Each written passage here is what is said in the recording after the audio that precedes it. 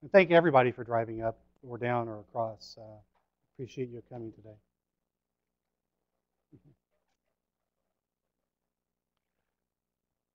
All right, and again, for our newcomers, we are recording this, so um, I know you guys are from a local workforce area, so some of the stuff I'm going to go over is going to be very basic stuff about WIA. Please I don't think you know it already, but there may be folks that watch this online that aren't LWIA people, so I've got to kind of go over that material for their benefit. So by no means do I think you guys don't know this already. All right, so let's start over here. Okay, our overall goal again is to decrease unemployment by helping businesses avoid layoffs and getting unemployed workers the skills they need to re-enter the workforce. And everything we do is kind of driving back to those two overall goals. Okay. Under this RFA, grants can pay for skill upgrade training, either to prevent layoffs or prepare unemployed people to re-enter the workforce with new skills, and also place them into training-related employment. So this is not intended to be a train and hope they do well later, or kind of if you've been in the military, fire and forget. Placement is part of the success metric of this initiative. So training is the effort involved, but the key outcome is getting that person back into the workforce. So that's what we're really striving for here. The nice thing is we have some recently authorized flexibility from DOL to do a little bit more with rapid response funding than we've been able to do in the past. Traditionally, under rapid response, we've been able to provide support to workers during the layoff process and also provide training to that individual or those individuals either as they're awaiting layoff or after they've already been laid off.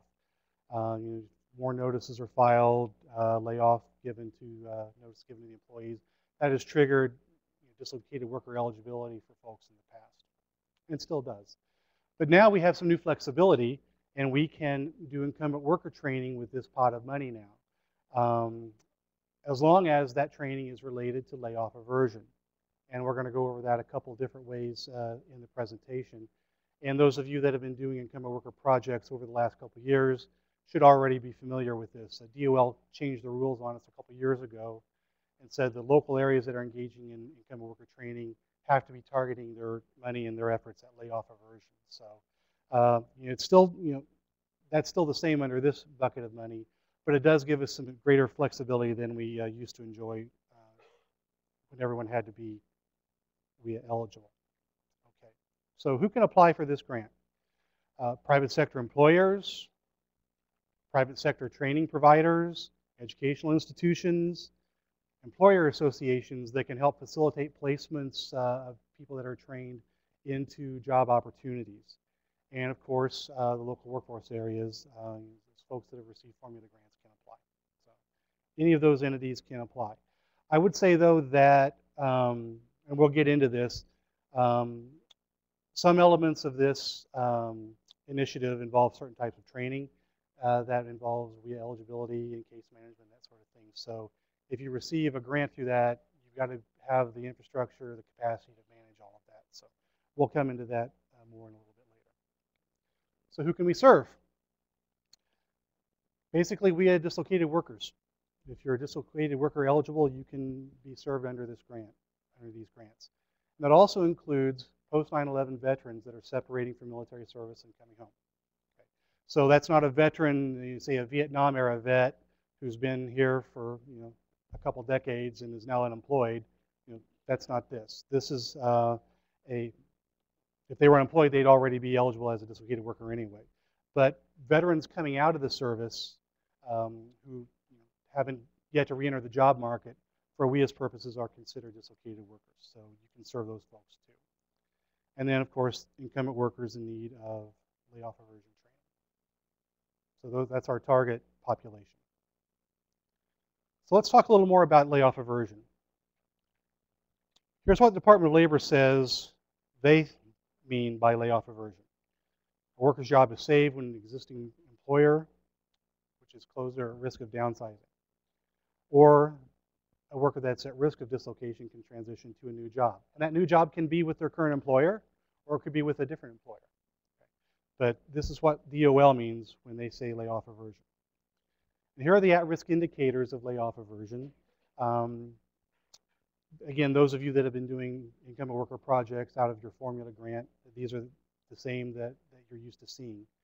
But basically, if a company realizes it might have an issue, might be in trouble, for any of these reasons here, sales are going down, disruptions in their supply chain for whatever reason, either above them or below them.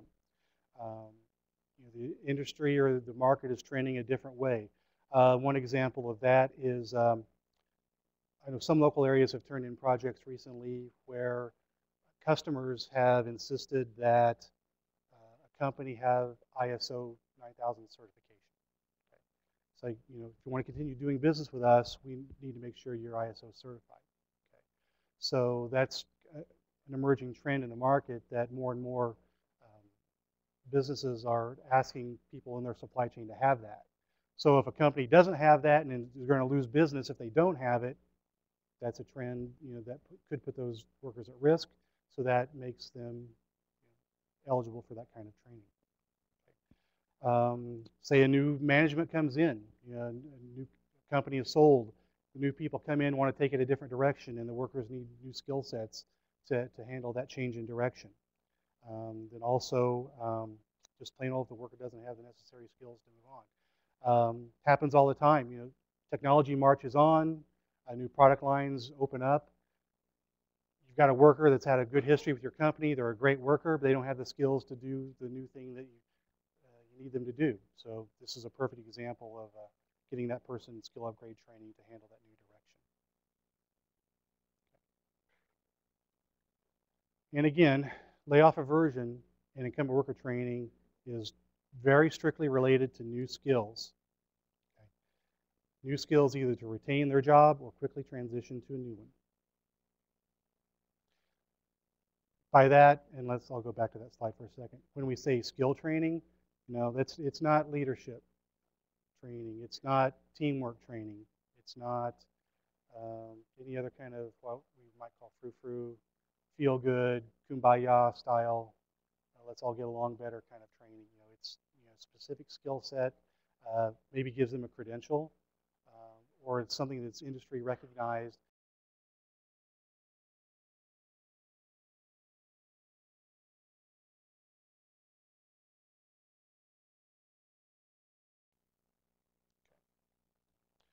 There are 4 different types of training that you could do under this initiative. Incumbent worker, which we've just talked about. That will be limited to $2.2 million out of the whole bucket that we're using here. So once we hit the 2.2 million mark, no more incumbent worker training. So I would encourage you all, if you're thinking about doing that sort of training, apply early, because at some point the money's going to run out. So we'll go over what we'll be evaluating grants on, but one of the key things is having the money available to do anything. So if you have a great proposal but there's no money, there's not much we can do about it. So I would encourage you all to apply early. On the job training, class size training, and customized training, we're going to go over each one of these in a little bit more detail. Just by show of hands, how many folks have did OJT under the OJT NEG? Okay. Then how many folks have been doing OJT just in general? Okay. How about class size? Customized? Okay, so we might be going into some new waters here, that's fine. Okay, so for definitions of each of these types of training and how to differentiate them, incumbent worker training is for someone that's on payroll. Okay, they have a job already. The employer must contribute to the overall costs. However, the employer wages that are paid to the individuals while they're in training can count toward their match. And there's a sliding scale. The smaller the company, the less the match is. All companies have to put in at least 10%. And we would encourage you to look at the particular situation and determine what's appropriate. And again, it's the number of employees at the work site is what we're measuring. So if you're talking McDonald's, it's not McDonald's corporate. It's how many people are working at this particular McDonald's or this particular welding operation or machinist operation. So again, you've got to look at the health of the company, the situation, what kind of training they're wanting to do, what kind of occupations they're going into, and you can negotiate that with the employer as to how much match you expect them um, to put in. Personally, if I were running this and Caterpillar came in, for example, pick a big corporation. I'll pick one out of state. I'll say Grumman. I don't want to pick on Caterpillar. If Grumman comes in and they've got a work site that has 20 people, well, under the strict guidelines, 10% is all they would need to put in. But that being a big multinational corporation, it wouldn't be unreasonable to ask them to kick in 50%. So you just kind of have to gauge the situation and use your judgment on that. But everyone has to kick in at least 10.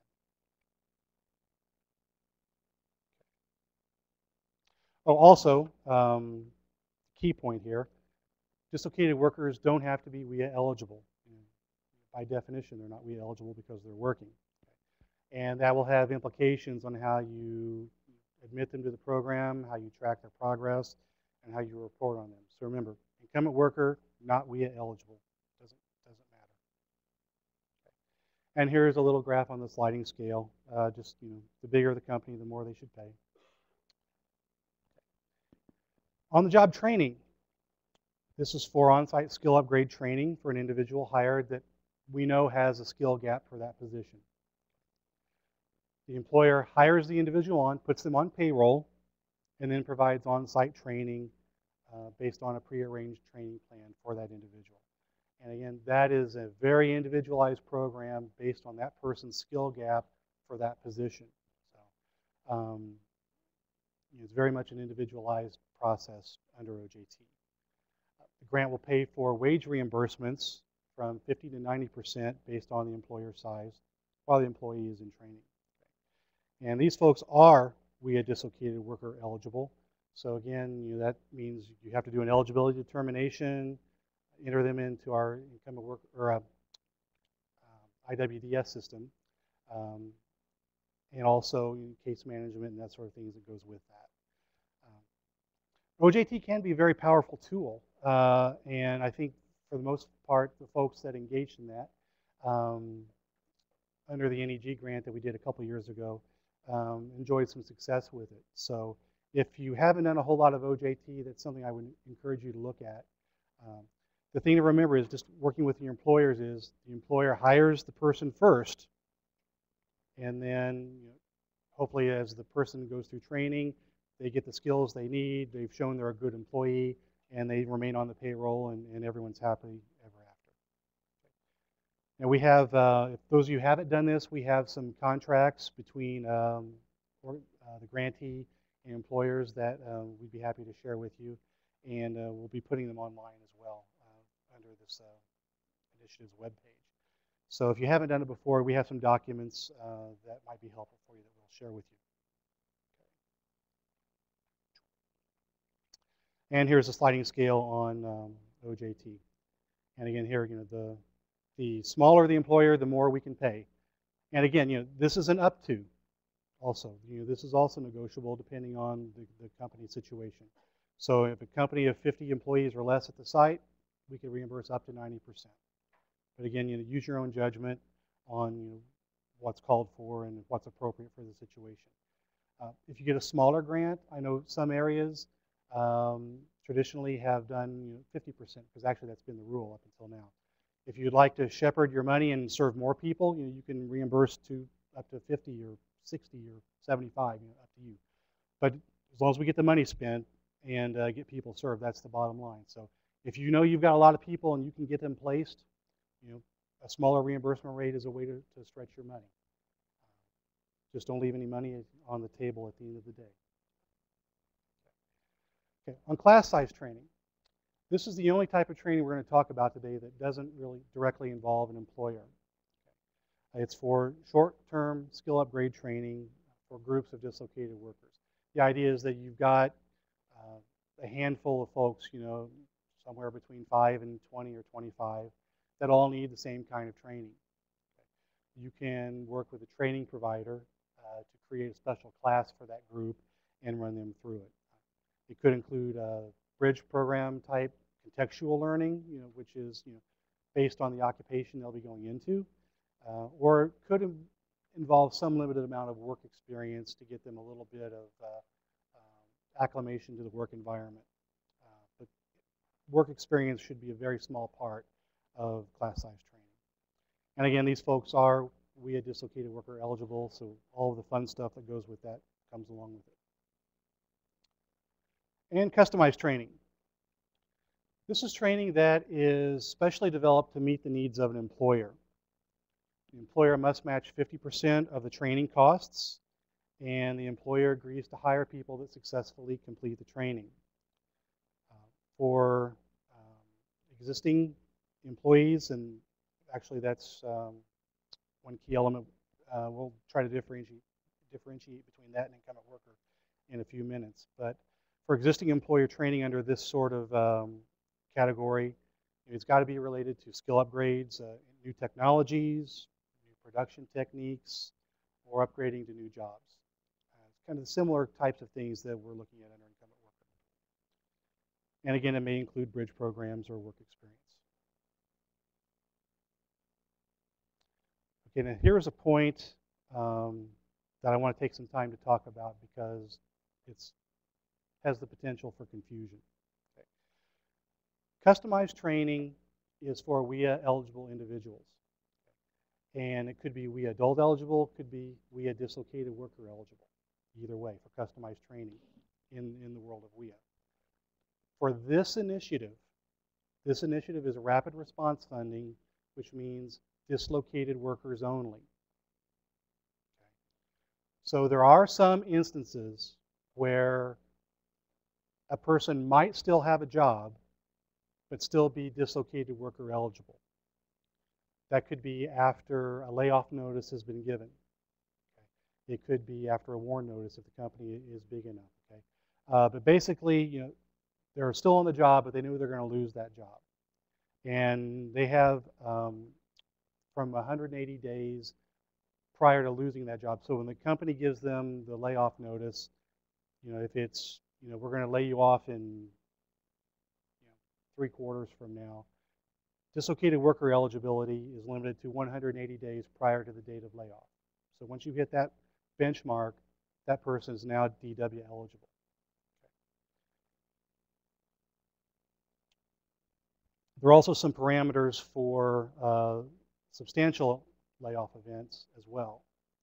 Those are for larger employers that are laying off a third or more of their workforce. So if you've got 75 workers or more, you've got to be laying off 25 or 1/3 of your workforce.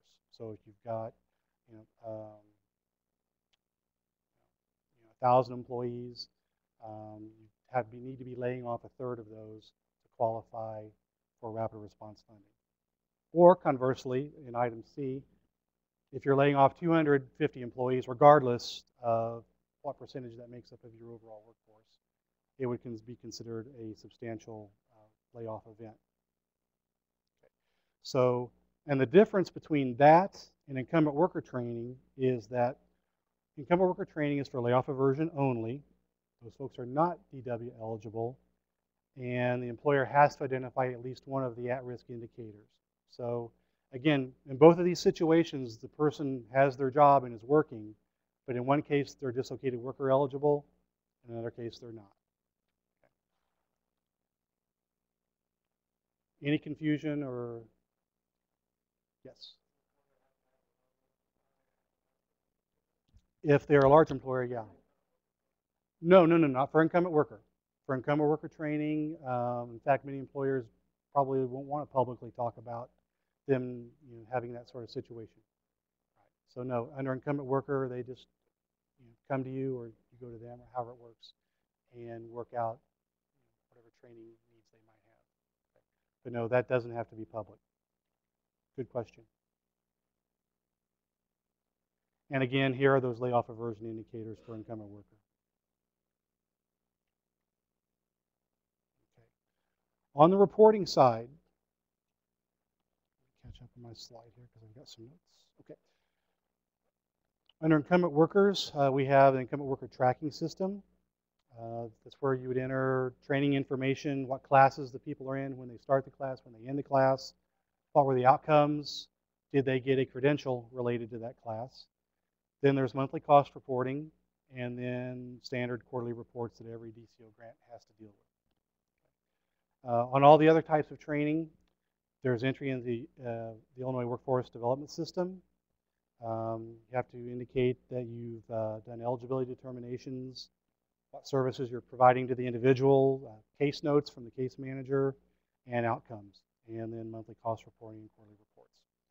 There's one thing on here I need to add to the slide that I neglected to put on, but it's in the RFA, is also tracking or entering those folks into the dislocation event tracking system, or DET system. For those of you that have done trade or rapid response events before, you're used to dealing with that. Again, that's another system where you kind of have to go in and say, okay, this person or this individual is tied to this particular layoff event. And that's all we need on that. Okay, here is a recap table on the types of training. I've tried to kind of lay out situations where each type of training could be used, or the requirements of each type of training.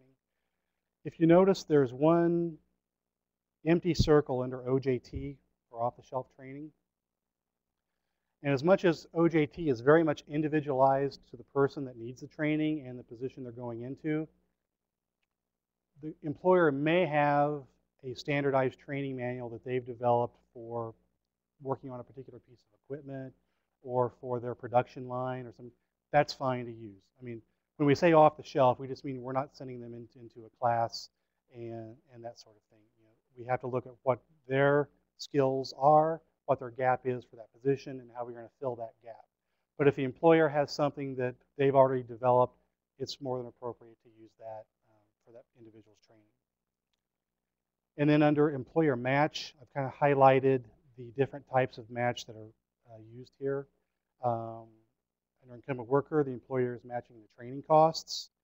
In OJT, the employer is matching wages. And under customized training, they're also matching training costs.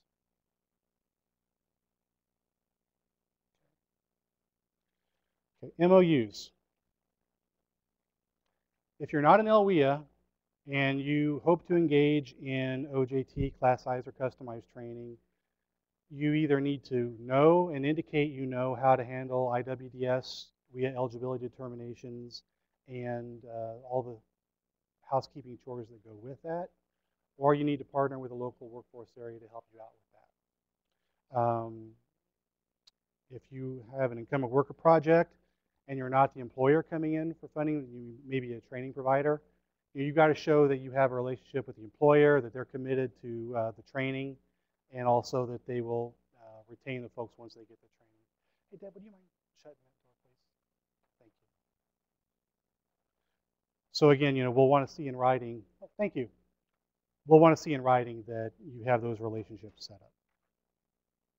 Okay. And with that, we'll come to the fiscal section, and I'll turn it over to Sheila, and she can tell you all the ins and outs about money.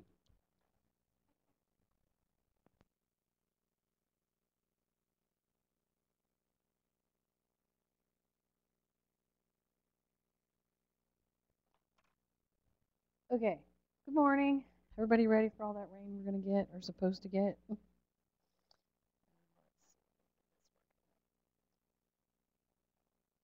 Huh?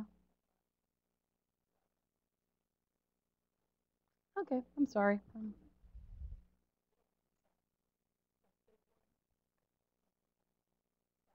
Oh, this one. Okay, I was working the wrong screen. Sorry. Technology. I need to go to training. Anybody want to send me to training for some upgraded skills on how to use technology here? Okay, well, as with anything, whenever you get money from the federal government or anywhere else, there's rules involved, of course, on what you can and cannot do with that money. And there are a set of OMB circulars that are called the cost principles that are in place, and they are specifically set up for each individual type of organization. We have 2 CFR 225 that is for state and local governments. 225 is also for institutes of higher education. 2 CFR 230 is for nonprofit organizations, And then if you're a commercial organization, there's one that's a 48 CFR Part 31. So depending on what organization type you are is the cost principle that you need to follow. Most of these say basically the same thing. There are just a few differences between the organizations and things that are required for each type of organization. Just know that they're there. You can Google them and find them. They are very interesting reading if you are wanting to go to sleep very fast. Very lengthy, a lot of information in there. And in addition to the cost principles, there are some implementing regulations, which are called the Uniform Administrative Requirements. And there are sets of those for each type of organization as well. The 29 CFR Part 97 is for your state and local governments and Indian tribes. You also have the 29 CFR Part 95, which basically covers all the rest of the organizations, your higher educations, hospitals, nonprofit organizations, and your commercial organizations. And there's just a lot of rules and regulations in there on what your fiscal system should look like, what do you do with property, how do you maintain your property systems, what's required when you do procurement, what kind of post-award requirements and pre-award requirements are you supposed to follow. And also in those, did I mess something up? Oh. Oh, okay, sure. I can do that. Is that better? Okay. And in those cost principles, there is a section for each one of those, the ones I mentioned before, that has selected items of cost. So if you're wanting to know if a certain thing is allowable or unallowable, there is a section in each one of those that does identify some of those things that are either allowable or unallowable. In addition to the cost principles and administrative requirements, there are a lot of other requirements for federal grants. You've got your Single Audit Act, lobbying certification. You can't use the money to lobby legislators or anything. You've got your non-discrimination, equal opportunity requirements, debarment and suspension. You can't get a grant if you've been debarred or suspended. And also then you've got the Workforce Investment Act, because these are Workforce Investment Act dollars. And there's a whole set of regulations on those, which is another interesting reading if you ever want to read those. And those references are there, the 20 CFR references. And also when you get your grant agreement, look it over. There's a whole bunch of requirements. When you sign that, you agree to abide by all of those rules. Now, for a cost to be eligible eligible to be charged to a grant, there are conditions that it must meet. The cost must be necessary, and by that they mean it must meet some sort of grant objective. Is this cost necessary to achieve whatever you're trying to do with this grant? They must be reasonable, so they must be kind of in line with a market value price for that same type of service or good that you're buying. And the best way to think about it is a prudent use. If it was sitting in your checking account, would you spend that amount of money on it? Is pretty much the basic way to think of that. And it must be allocable, which means that it must be for the purpose of that grant. You must be able to allocate that cost for that grant.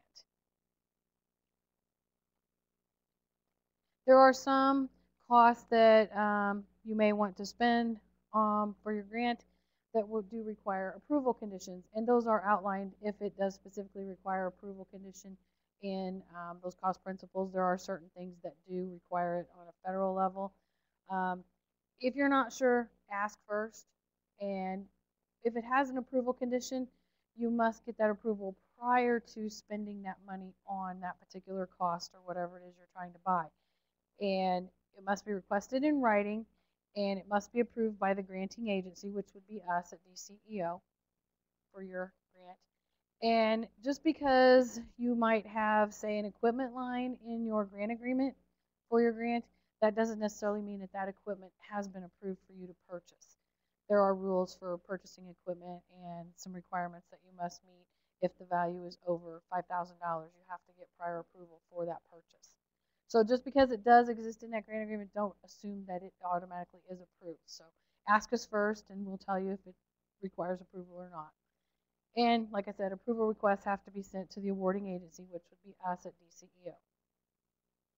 There are some things in WIA which are strictly unallowable no matter what condition you're trying to spend that money on. Economic development, like if you're trying to attract a new business, you can't use WIA funds for that.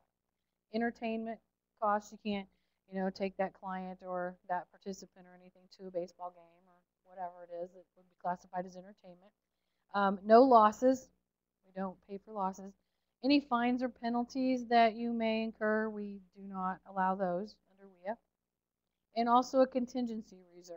We do not allow those as well. And for procurement, the uniform administrative requirements require that you must have full and open competition on any procurement that you have. Whatever your organization has in place for procurement requirements, those are the ones that you must follow for your procurements in relation to your grant agreements and for this particular grant. And we will check, procurements when we come out to monitor that particular grant and make sure that you followed your procedures correctly. And if you want some information on the specific procurement requirements and the various types, there's, you've got your small purchases, you have your bid purchases, you have your sole source, which sole source is very stringent. I mean, you have to have a really good reason to have a sole source procurement. And then you also have your other competitive proposals or, what's required. The references are here, and it tells you the methods for procurement and also includes information on your non-competitive requirements. And that is those references there are the uniform administrative requirements that I mentioned earlier. And it has a specific reference, like the 97.36 and the 95.43.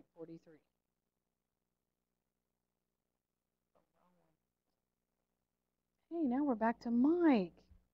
He's to talk about reimbursement and performance. Is my green light on? It is. Great. Okay, thank you, Sheila.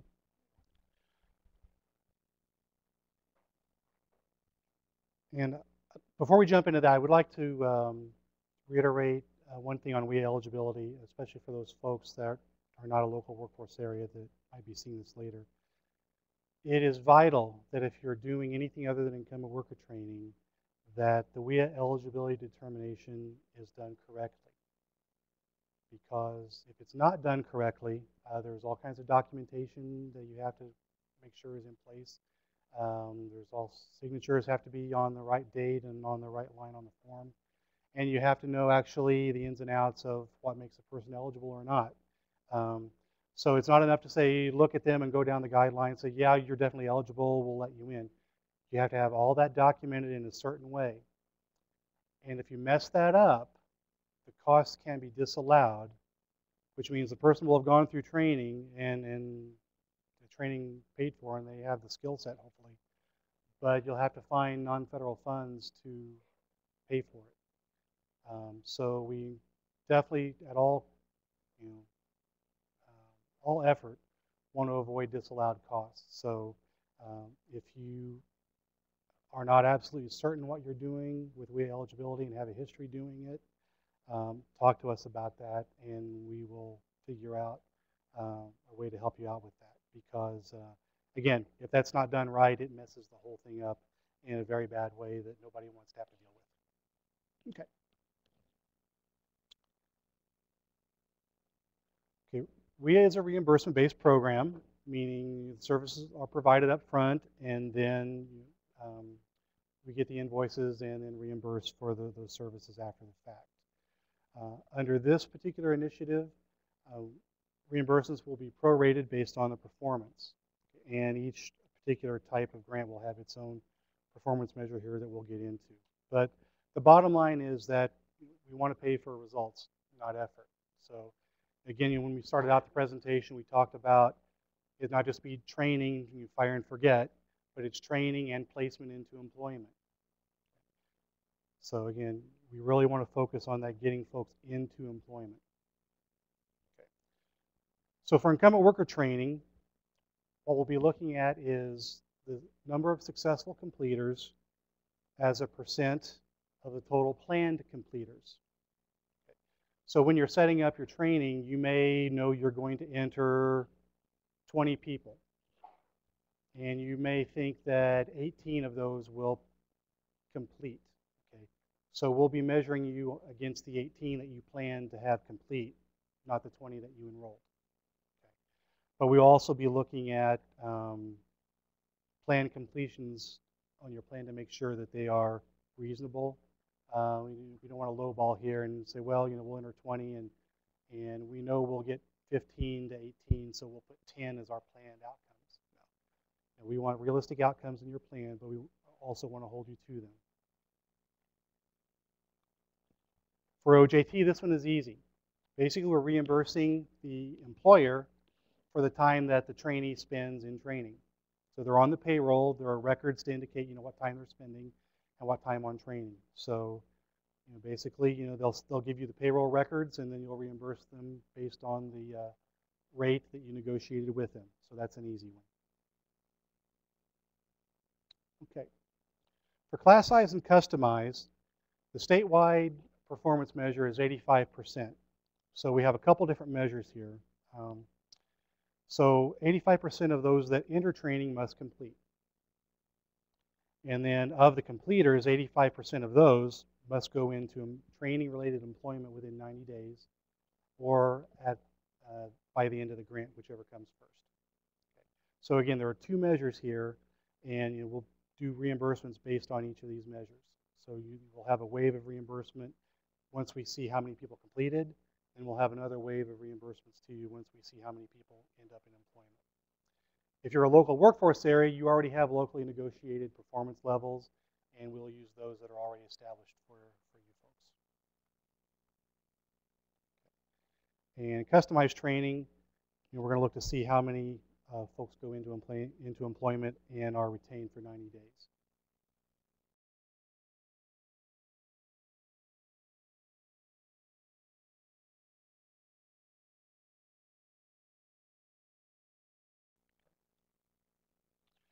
Okay, so what do you need to do to get selected under this initiative? Well, the first and foremost thing is fulfill the requirements of the RFA, i.e. have a complete application. Also have a demonstrated capacity to manage the grant and achieve proposed outcomes. Especially if you're doing something other than incumbent worker training, we're going to want to see that you have the capacity and the knowledge to do WIA eligibility determinations, handle case management, you know how to run IWDS, and you have robust accounting systems. And that robust accounting system applies to everybody. If you've never had a grant from us before, we'll come out and do a pre-award survey just to make sure you have all the systems in place. And if there's something lacking, our fiscal monitors will work with you to see if that can be corrected. But that has to be in shape before you can be issued a grant. Do you have the experience in handling this kind of training, and do you have existing employer relationships to make sure the people you train get placed? Coordination with partners, if that's applicable to your project, and then outcomes that are aligned with the planned activities, and they're aligned with the RFA in general. Of course, quality and detail are very important, and is your budget in the ballpark of reasonableness based on what you hope to do and what your planned outcomes are. And then if you're a local workforce area, you also have to be on track on the 40% minimum training expenditure and your obligation targets for the year. So essentially that means if you're doing a good job of spending down your own money and you need additional money to do this sort of thing, fine. But if you're sitting on your own formula allocation of funding, we don't want to exacerbate your problem of getting that money spent down by throwing more money at you. So you've got to be making good progress on both of those measures. On the budget, be clear and concise on describing what it is you're doing. Again, appropriateness and reasonableness is important. And the ballpark maximum award under this initiative is going to be $500,000. We may do more than that based on the situation, but this is kind of the rule of thumb we're going by as we start out. So again, be sure to respond to all elements of the RFA, be clear and concise. And on timeliness, I have, I guess, some good news on this one. Because we have a bucket of money here at the state that we're trying to get out and help you all do some training with and spend down. If an employer would come to you after that date and have a need, by all means, we'd be happy to take a look at that. So that March 15th is a soft deadline if needs come up. But again, we have a limited pot of money, so the earlier you get your application in, the earlier, the more likely you are to get funded. And also, if you have a project that's ready to go right now, do not feel like you have to wait until that deadline to apply. If you've got something in the hopper right now that you could use money for, go ahead and do an application and send it in, and we'll start looking at it. Okay. So this is a little bit more open-ended on the timing, both on the front side and on the back side for getting your applications in. So we have the online resource at Illinois WorkNet. If the need arises, we may do a Q&A page there, like we're doing for the Workforce Innovation Fund. But in the meantime, if you have questions, you can feel free to call, and my contact information is in the PowerPoint. If you have a fiscal question, I'll be happy to turn you over to the fiscal folks as well. So, with that, Deb, can you think of anything we've left out that would be helpful for these folks to know? Or any words of wisdom? Okay. Okay. Well, we'll take some questions then.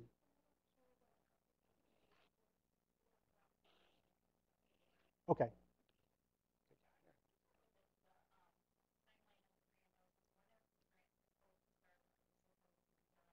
Oh, sure.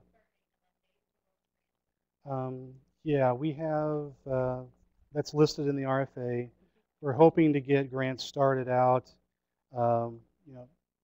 They need to be on the street before June 30. Yeah, before June 30. So we're hoping for a grant start date for an initial wave of applications by May 1. And then if we still have money left over, additional applications might be reviewed and issued early June or up to June 30. But again, if you've got something in the hopper right now you want to fund, go ahead and get that application in. And based on when you want to start, we could do a start date potentially of March 1. The end date is June of 2014. Yeah. Right. Thank you, Deb.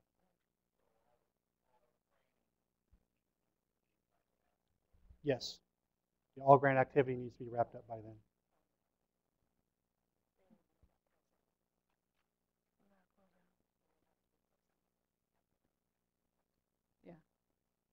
Yeah, the closeout of the grant would be due about middle of August of 14 for those grants. But the key thing is the grant activity has to be wrapped Right. up by June 30. And for those that didn't hear, the question was, when the grant's expected to be starting. So it could be as early as March 1 if you get your application. Yeah, Blanche? Mm-hmm.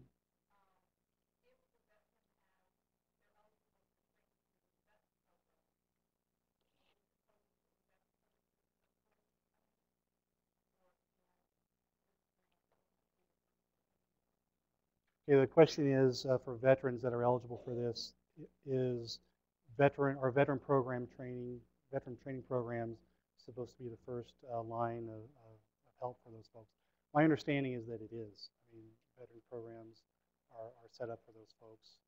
But again, like the GI Bill, that's more education related, and this is more skill upgrade related. So you'd have to look at their particular situation and what their particular need is and the needs of your employer. I mean, you might have someone coming out of the service that has a very relevant skill set for one of your employers. They just might need 6 weeks of OJT, so this would be appropriate for that.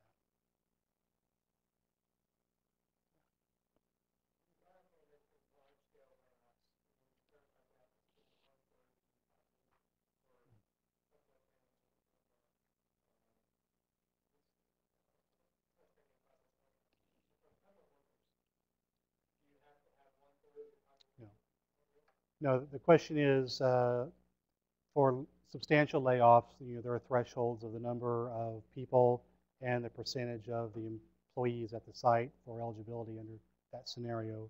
And does that scenario apply to incumbent worker? And the answer is no. An incumbent worker, it might be one person. might be 50. It just depends on the employer situation and what they need to get done. Any other questions?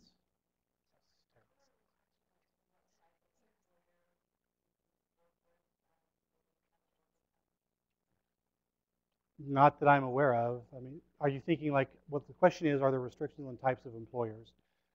The only restrictions are those that are in the WIA Act itself, which would be like organizations that are questionable. How can I say that? Types of employers that you couldn't work with this. So I would think that the standard for our OJTs and our contract for training policy and the pitfalls that they're listed there would be applicable to this also. And I'm glad you asked the question, because with that, you don't want to look at an employer who has a pattern of failure. You don't want to look at you don't want to, those types of employers. We've unfortunately experienced some bad situations in the past, and what you want to do is do your pre-award survey that goes with the OJT. You want to make sure that someone who writes the contract for the OJT is not the same person who monitors the contract and the training progress for your OJT. You want to make sure that's two separate people. You want to be greater than arm's length with that. And you want to make sure that you keep a handle on that the person who is actually in training is receiving the training that they are. So it's incumbent upon you as the LWIA or the grant recipient to monitor their progress and make sure that that's working out well. But it's pretty much the same, really. I mean, because if I mean, we're not asking you to be clairvoyant, obviously, but there are some obvious signs that you would look for if they're filing bankruptcy, and they're going to be going under. An incumbent worker training might not be suitable because it may not save their job there, unless it's training that would lead them to employment somewhere else. So that it's going to do some research on your part. You don't want to just, willy-nilly write contracts for this type of thing. but there are some general categories, like for one, it has to be private sector. It's got to be a private sector employer. Could be not-for-profit, for-profit, non-profit, doesn't matter, but it has to be private sector. Then the obvious, adult entertainment kinds of things. Obviously, you can't fund that, so you're gonna have to use your judgment on something. But it ought to be obvious, when you get to that.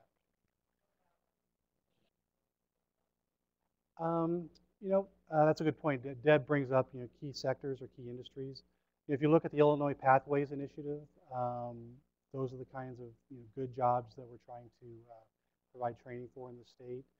Manufacturing, healthcare, finance, agriculture, those sorts of things. But that's a guideline. If you have an employer in your area that needs help, that's a legitimate employer, and skill upgrade training can help them and help their employees. As long as it's a kosher employee, you'll be fine. Does it have to be an Illinois company? That's a good question. We prefer that it is, but if you've got Illinois people working at that company, that comes into play. So if you have that situation, let us know, and we can kind of go through that with you. So, WIA is a federal program, so if somebody, customers can cross state lines. So we're aware of that. Obviously, our goal is to help Illinois employers and Illinois employees. I will say you got to have one of those as part of the mix, and preferably the more the better.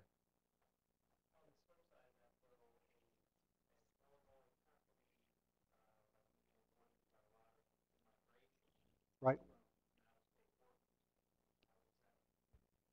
Right. Well, again, you've got an employer in Illinois that you're trying to help out and make sure that they stay stable and remain an employer. So that's fine, because if that employer goes under, you think of the economic ramifications of the area if that employer is not there. So yeah, maybe they're hiring a few folks from the other side of the border.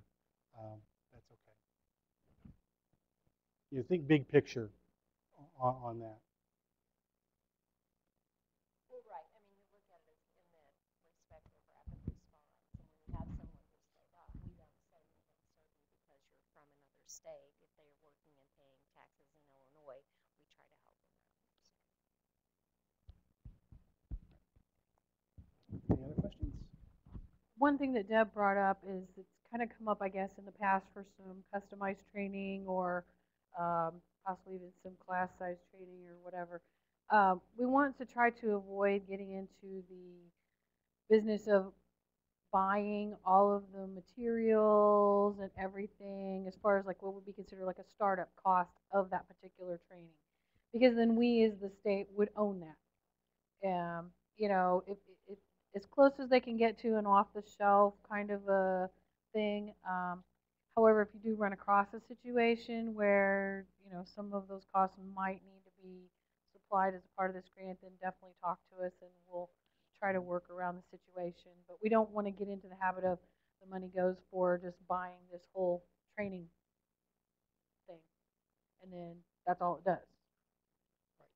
The one thing where that could come into play that I can envision just off the top of my head is customized training. Is because you've got a situation that doesn't lend itself to an off-the-shelf program, and you may have to develop, spend some time and effort on developing a curricula that is suitable for that particular employee. But remember, because it's suitable for that particular employee or one in their situation, there may not be a whole lot of applications for that. So the amount of time, effort, and money that you invest in that needs to be appropriate. Okay. But there are some cases where that it might be the thing to do. But keep in mind also, especially non-LWIA folks that might be listening to this later, this is not about helping you start up a training program from scratch. So we're looking for established training providers, people that have been around the block that know what they're doing, and people can go into training quickly and get back into employment quickly. So we don't, as much as we like to help folks out, we're not about helping folks get a new business off the ground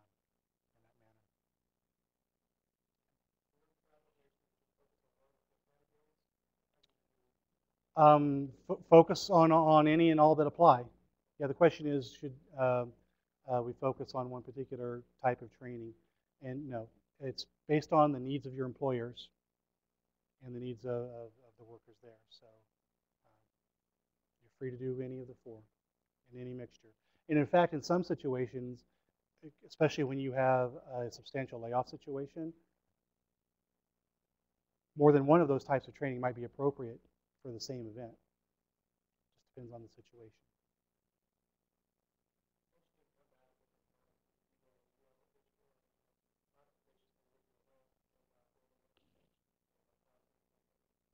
It depends on the situation. The question is, can a grantee come back for additional funding at a later date? If it is with the same employer, maybe a different need developed or something changed, it might have the potential to modify the grant. However, if it's a different employer, a different game set, that's probably going to be a different application. It just depends on the situation. So if we get to that point, check in and we'll figure out which is most appropriate for the situation. Anything else?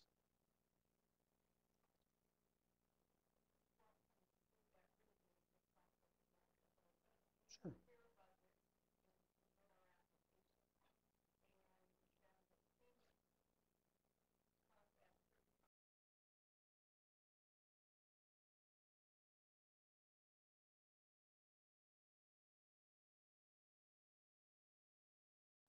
Can we recap the reimbursement process? And here's where it really comes into play.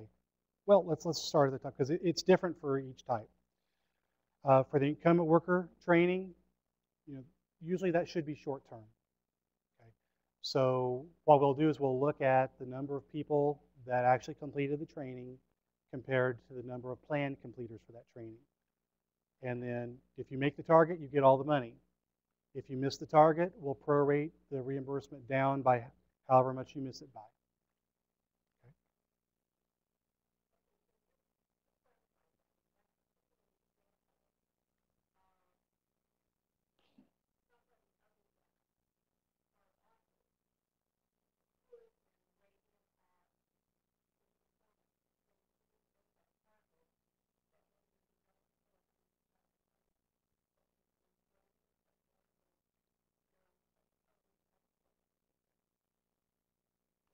Could you say that again? I think the answer to that is yes, but could you give me an example?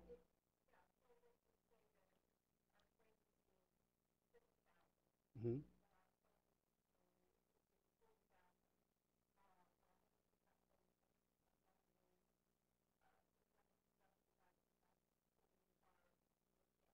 Right,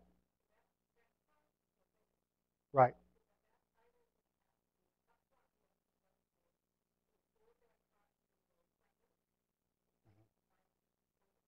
Yes, yes, yes. But that also helps keep the employer honest as well. Right. So,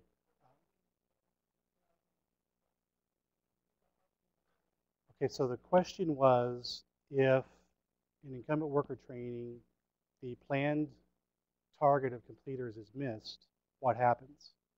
And the answer is, who bears the cost of that? And it could be the training provider, it could be the employer. Um, so my advice would be to make the employer aware of that up front, and where possible, it's probably easier for them to absorb that than the training provider. But again, that varies from situation to situation. So you need to work that out with the employer up front, so everybody understands what happens if indeed the target is missed.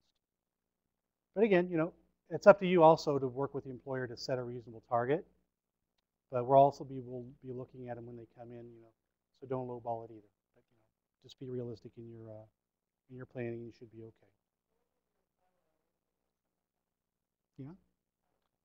Yeah. Yeah. Yes. Yeah. The employer has to provide at least 10% of, of of the overall cost, but they can count the employee wages during the training time as that match. So really, they're not writing you a check to cover their match. They're just paying their employees while they're in training. So in this example, if the target were missed, the employer might actually be writing you a check to cover the cost. No, no, no, no, no, no, no, no, no. Under incumbent worker, it's it'll be prorated based on how close you come to the planned completions. So if you enroll 10 and you plan for 8 completions, if you get 8 or above, you're fine. But if you get 7, we'll prorate the reimbursement by one person.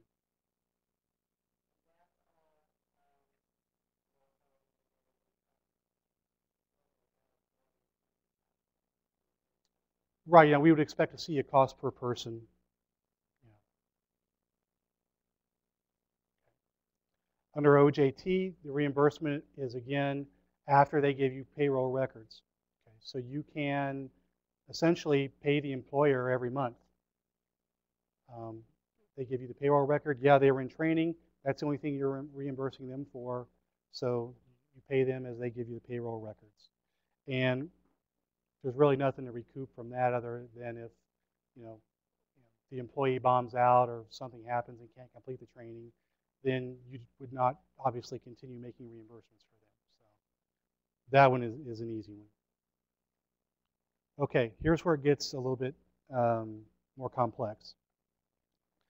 Under class size and customized, the benchmark for non-LWIA grants is 85% of the individuals that are entering training must complete.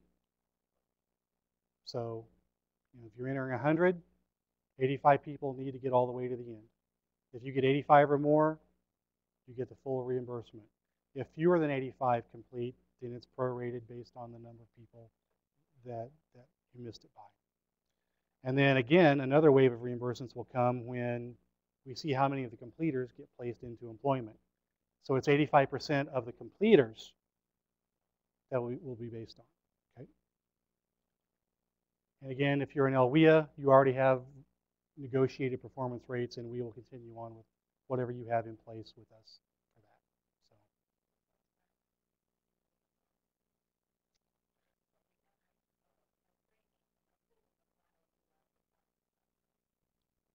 right, right. We'll treat it like we treat the formula grant that you get.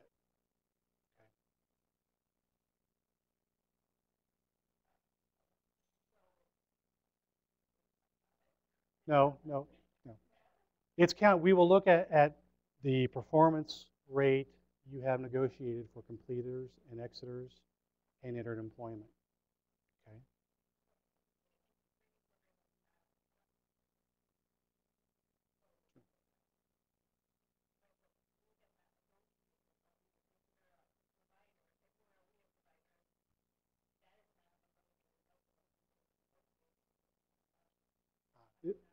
It would be for this grant, but for the other measures that you have a different rate negotiated for, we would stick with those. But let me get back with our performance folks and clarify that.